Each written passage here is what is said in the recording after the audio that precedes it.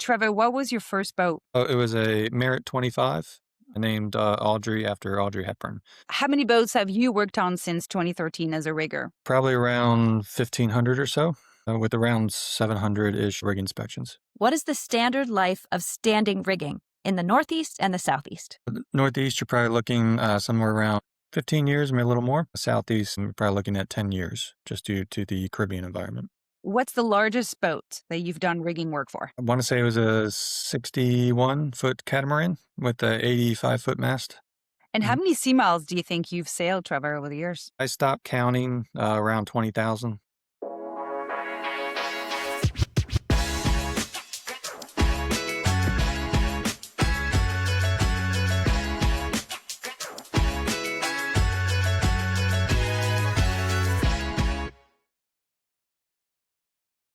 Hi, everyone, and welcome back to Full Displacement, the podcast by Current Yachts. We're thrilled to discuss rigging today, and our goal in this episode is to help buyers understand the critical and often overlooked cost and safety considerations of rigging and evaluating the rigging of a boat before you purchase your sailboat, monohull, or catamaran. And so we're here today with Trevor Harney from Harney Yacht Rigging, and he's going to answer all of our questions. Welcome to the show, Trevor. How are you today? I'm good, thank you. Thanks for being with us. We'd love to start on who you are and where you've been working. You know, your region, I think, is mostly Greater Chesapeake, but you can elaborate on that and tell us your experience as a sailor as well, because you have a lot of knowledge on that end too. Yeah, I started the company back in 2013 and been working mostly on the Chesapeake Bay area. I've also worked in the Port Rhode Island, preparing boats for Race Week down in Charleston, out in the Great Lakes area. A lot of that coincides with a lot of the racing that I do as well. Going to Chicago, Mackinac, Port Huron races, Nova Scotia, Bermuda, you name it. If it's in this half of the country, I've probably raced it at some point. So that's kind of what I've been doing for the past 13 years now, and it's been fun and exciting. So with a specialty on racing vessels, what does that bring to perhaps a more casual cruiser, a sailor who doesn't race? Because obviously you serve both audiences, not just the racers, but that has been your specialty. And that's how we came to know you personally, because my husband and I have worked with you on our own boat. So do tell us how that helps actually the cruising because of the expertise that you've built. Yeah, it comes down, sailing is sailing essentially. All the same rules basically apply.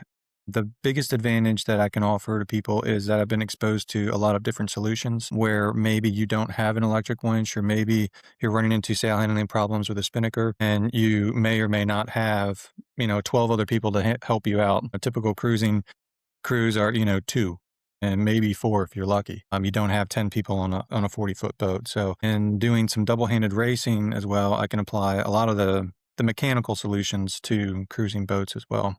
Not just the equipment, but also procedural things that help out quite a bit. Awesome. And one of the main things I know you wanted to get across to the listeners on the podcast today is the importance of checking the rigging. It could be a couple $1,000s as opposed to a $250,000 mistake and possibly some major injuries occurring. For us, it's one of the most important things to educate on because it has so many safety implications. And I'm sure you see it and have heard some horror stories and have seen it. So thank you. Yeah, absolutely. People spend a lot of money on boats, and they should feel comfortable with sort of turning over some tasks to a professional.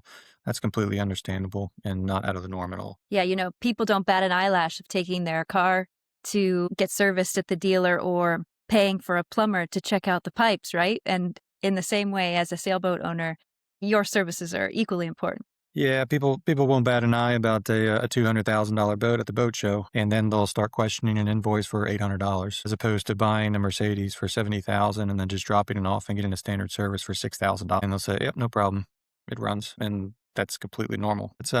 That's one thing that we're trying to sort of fight in the industry. These boats are becoming more complex. and the hardware is more advanced than what it was. So it does take a little bit more care. One note that I wanted to just mention for people when they do hire someone to either come out to do an inspection, not just me, but other marine professionals, if you do try to have a good idea and a list of what you want and express that to the person who will be coming out to your boat. My favorite quote of all time is, while you're up there, that's great, but I work out of my truck. I work out of my truck and I bring the tools and the supplies I need for the job that we've agreed upon. Adding things in at the last minute while you're standing there and I'm getting ready to start is really not the appropriate time. I can't get an accurate estimate on time and parts while I'm standing there. So just have a great idea of what you need, talk about it ahead of time, and then we can execute it and stay on budget and on time. I love it. No last minute. Hey, while you're up there, will you replace my windbird? And for Current Yachts and our podcast listeners, the importance of rigging really matters in boat transactions for safety and resale value. Can you speak to that a bit more? Yeah, the standing rigging is it's not cheap by any stretch of the imagination. The parts alone are expensive. They're heavy. They're made of usually 316 stainless, and you need expensive machines to put it all together. None of that lends itself to the lowest common dollar, if you will. So you want to make sure that whoever you're getting your stuff from is of high quality, and don't be afraid to ask. So obviously, when you're buying or selling a boat, you wouldn't put a new roof on a house and not mention that to your potential buyers, or vice versa. So yeah, it's a significant cost, and from a materials and a labor standpoint. So it's worth documenting and keeping track of, and mentioning that whether you're looking to buy or sell. And for resale value, we know that some insurance companies will even require that the rigging be replaced before they'll even insure a vessel when it's of a certain age. So we know how valuable you are, specifically when it comes to sailboat purchases. So can you tell us a little bit of the difference between what people call standing rigging and running rigging? Yes, standing rigging is usually anything that's not moving, as obvious as that might sound. But I consider standing rigging to also include a lot of other components. Hardware is a big one, from clutches to winches to deck organizers to blocks on the boom. The standing rigging I still consider to not only be the shrouds and turnbuckles, but also the toggle on the gooseneck where the boom connects to the mast, and also the furler. When we go out and do a rig inspection, we inspect pretty much every piece of hardware on the boat. Also, the chain plates are included in that too. So all of that standing rigging is what I would consider to be standing rigging. The running rigging side of things, I prefer to divide that up by blocks that would be moving on your main sheet or your vang, all of the rope or line that you're going to be using. So that would be basically running rigging stuff. And can you speak to the lifespan of these components in general? I understand it will vary by region and the type of sailing that you do, but if we focus on cruisers first, and a monohull that maybe is 20 years old and somebody's looking to buy the boat and it looks okay, what are the things that you warn people about when it comes to life expectancy of that type of equipment, standing rigging or running rigging? Yeah, the standing rigging, typically you're going to get anywhere between 10 to 15 years out of it. And that is in this region in the Chesapeake, which is brackish water, short, sort of coastal cruising. If you go down into the Caribbean areas where you have typically much higher winds, trade winds, and a lot higher salt content in the water, you're going to be looking closer to 10 years. I've done a lot of standing rigging projects for catamarans, larger cats from 40 to 55-ish feet. And all of those basically you have to replace every 10 years. I still stand by that after seeing some of the failures and rust and the other issues that we've seen down there. Up here on the Chesapeake, probably 15 years is going to be around your max. And I was going to say, it doesn't have so much to do with maintenance as, you can't really hose off the top of your standing rigging. And if there's salt content in the air, it's just the effects of time. So 10 years in a salty environment such as the Caribbean, and a little bit longer in the Northeast, you would say. Yes, yeah, agree with that. And you're going to find almost all riggers are going to basically suggest replacement after 20 years, no matter what. There's cyclical loading. So even if you don't have a failure or rust present, there's still stainless steel that's being work hardened back and forth. Yeah, and that makes sense why insurance companies at a certain age, if it hasn't been replaced, will just require it to be done. because the risk mitigation at that point is worth it. And so, Trevor, when we first started working together, actually, you did it was post-purchase, but you did a rigging inspection for my sailboat. Is this the kind of thing that you offer still as a service, pre or post-purchase survey to give an idea on what needs to happen with the rigging? And that can be part of the negotiation, of course, if it's before the transaction is settled and sorted, right? Yes, absolutely, and highly recommended too. A lot of people don't understand exactly what all this is going to cost. They say, "Oh, well, it needs a few more lines," or "These blocks are looking kind of ratty. We're going to replace it." Especially the older the boat is, even more so. Definitely do it.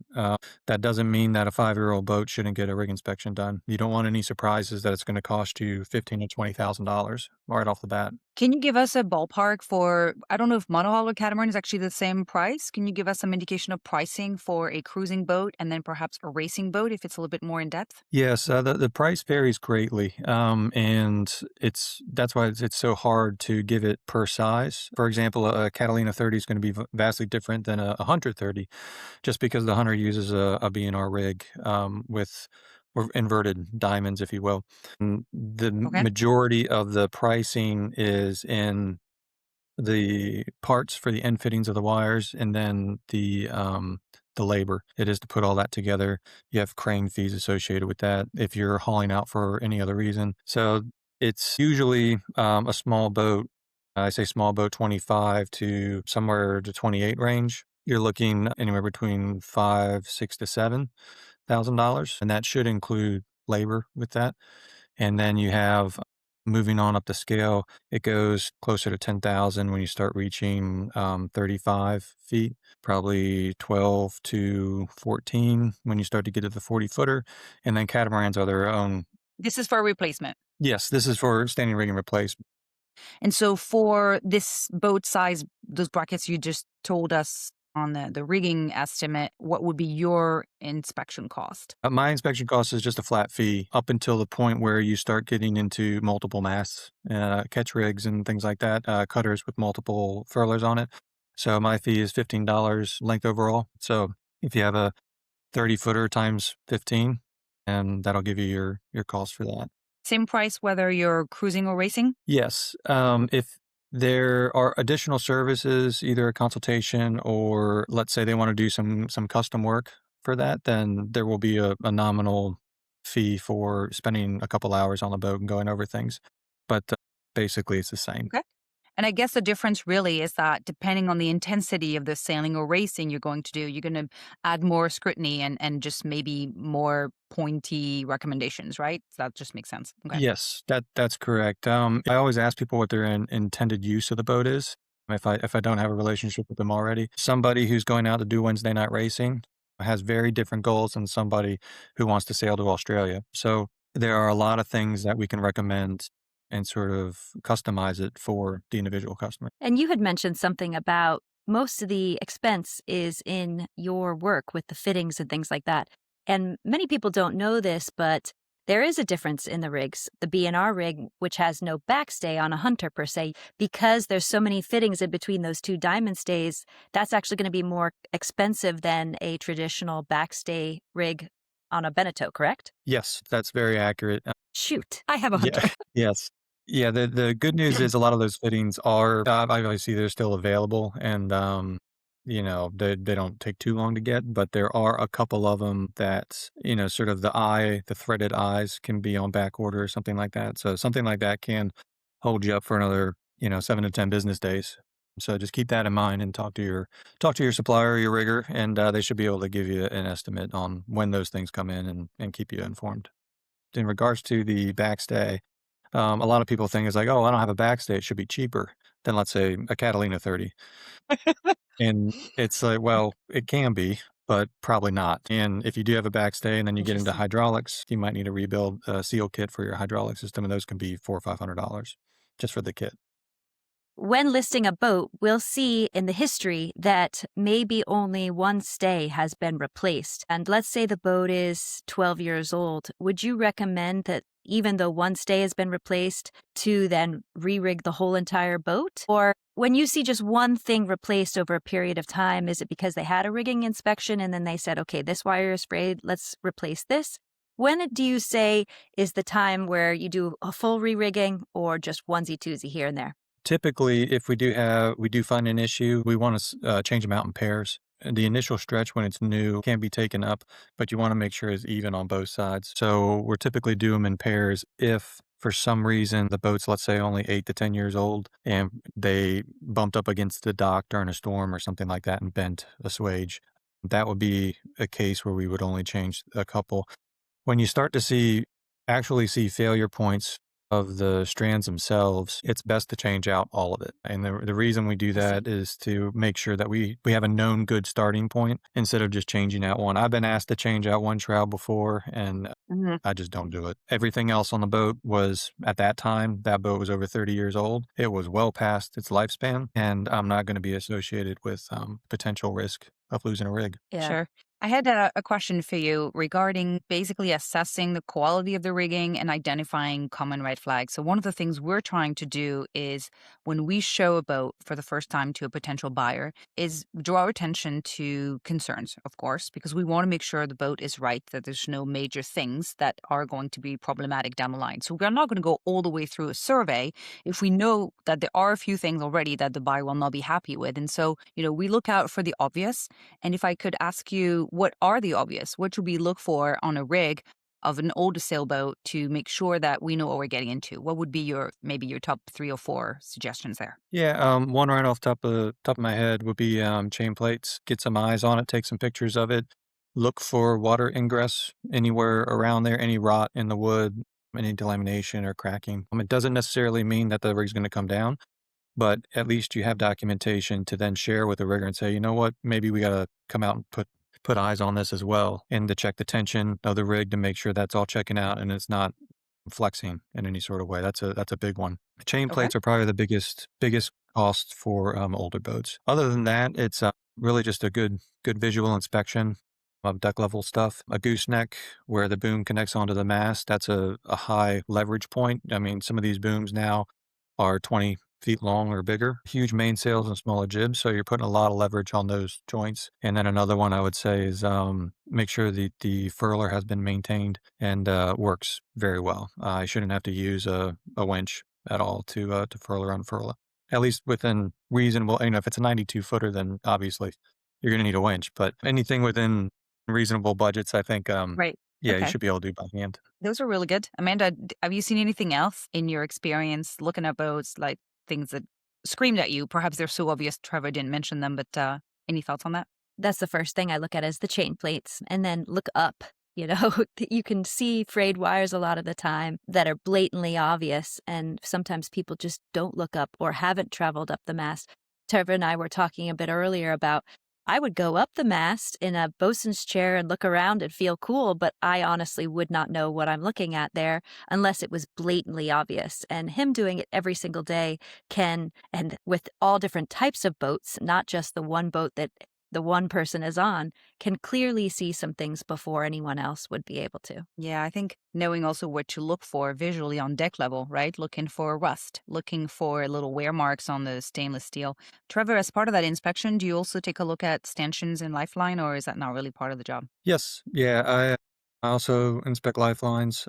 It's another service that I offer. I also wiggle a lot of stanchions. I can't tell you how many times I've done a rig inspection and just grab the stanchion and it pulls right off the base. The set screw or whatever attachment is missing. So that's a little bit concerning. But a lot of other ones are with aluminum toe rails and maybe a stainless steel base. They can corrode quite frequently from dissimilar metals. So yeah, definitely take a look at those. Those are more or less, I tend to change out on a as needed basis. I don't have a hard and fast rule besides no PVC or vinyl coated wire. Offshore racing regulations have gotten rid of that, and they're unacceptable because it traps a lot of moisture and it rusts from the inside out. Very good point. I just replaced all my Lifelines with Dyneema, and it looks so pretty and it's so much softer. I'm very happy with it. Is that something that you recommend? Yes, it's a completely acceptable material. One caveat I have to say, just make sure that you check all of where it passes through. A lot of times, if you're doing a retrofit with an older stanchion and trying to put a fibrous line through it, you can chafe on the edges. I know CS Johnson makes some plastic grommets you can pop into the holes, so that way the line doesn't chafe. So just keep an eye on that. And they don't quite last as long as the stainless steel, but it's much easier to visually inspect and say, okay, I need to replace these, as opposed to the stainless steel, which is they're good until they go from 100 to 0 real quick. Absolutely. As we're talking about new materials, Trevor, can you tell us what else is new in the world of rigging and materials and technology advances? I don't know what I don't know. So tell me about that. Whether it's racing or cruising, sometimes the advances we get from racers comes down and trickle down to cruisers, right? So anything that you want to share with us? Yeah, a lot of things, I guess the trickle down effect would be a lot of code zero and sail technology and materials.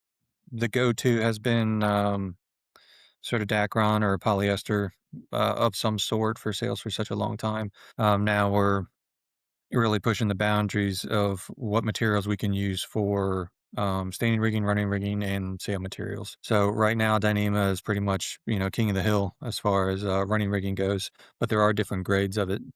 Talk to a rigger or someone at a chandler who can help you decide which one's right for you. Because some of the higher end lines that Marlowe or New England Rope sells, you're looking at it could be $7 a foot. Obviously, most people don't need that. But if you're racing a mini maxi and you need new spin sheets, then you got a budget for that. And you were talking here about grade as well. I had a question around hardware. Where would you recommend sailors source their equipment, and where do you source your equipment for shackles and things like that? Blocks, what brands or what sources do you use? Yeah, anything that has a recommended load either stamped onto it or easily obtainable. There's a lot of online rope manufacturers that you don't know where they're being made, and they're not exactly clear or upfront on what their stretch numbers are or their breaking loads. There's a reason for that, and the same goes for hardware. But there's a lot of things that are, I don't want to throw anybody under the bus, but Sea Dog is one of them that I do not use, from something very basic, even as a shackle.